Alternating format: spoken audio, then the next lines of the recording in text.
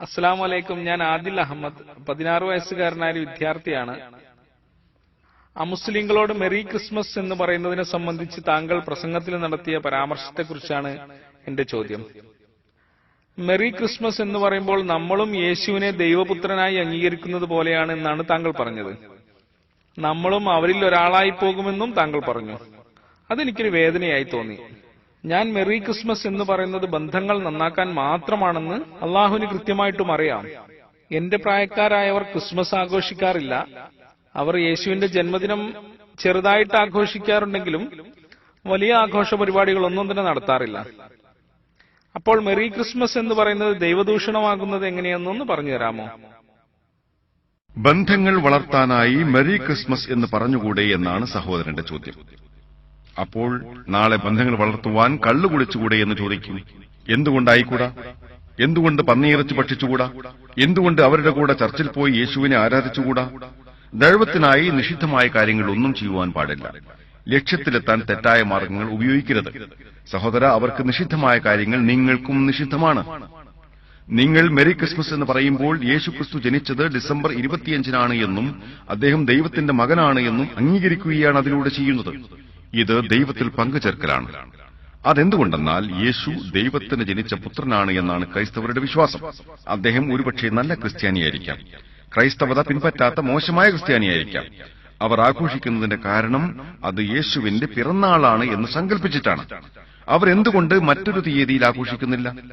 നിങ്ങളുടെ സുഹൃത്തിന് അത്രത്തോളം വിശ്വാസമില്ല എന്നാണ് പറയുന്നതെങ്കിൽ നമുക്ക് ഡിസംബർ 25 പകരം ഒക്ടോബർ 10 ആഘോഷിച്ചുകൂടെ എന്ന് ചോദിക്കൂ. അവരത് അംഗീകരിക്കുമോ? പറ്റില്ല എന്ന് പറയും. പക്ഷെ അതിനർത്ഥം ദഴവത്ത് ചെയ്യേണ്ട എന്നല്ല. ഞാൻ ക്രിസ്മസിന് ദഴവത്ത് ചെയ്യാറുണ്ട്. ഇത് ക്രിസ്മസ് സീസണാണോ? എന്തുകൊണ്ടാണ് ഇപ്പോൾ ക്രിസ്മസ് ആയത്?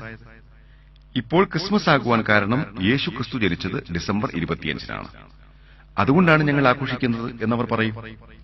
ആരാണ് യേശു? യേശു ദൈവത്തിന് ജനിച്ച പുത്രനാണ്.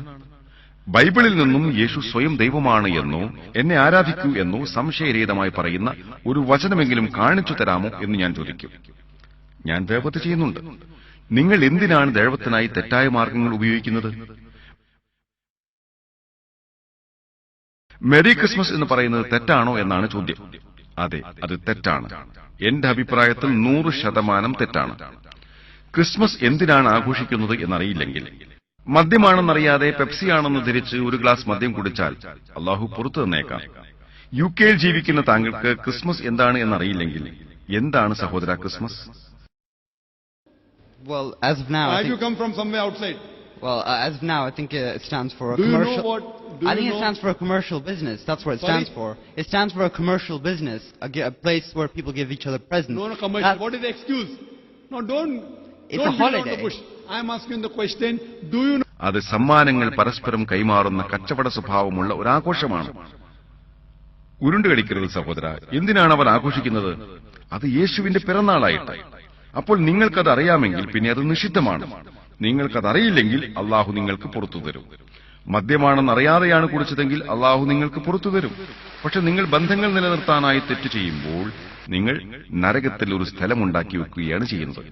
ശരിയായ ലക്ഷ്യത്തിലെത്താൻ തെറ്റായ മാർഗങ്ങൾ ഉപയോഗിക്കേണ്ടതില്ല. നിങ്ങൾ ഖുർആനിന്റെയും നബിചര്യയുടെയും അടിസ്ഥാനത്തിൽ വേണം കാര്യങ്ങൾ ചെയ്യുവാൻ. ഞാൻ ഉത്തരം പറഞ്ഞുവെന്ന് പ്രതീക്ഷിക്കുന്നു.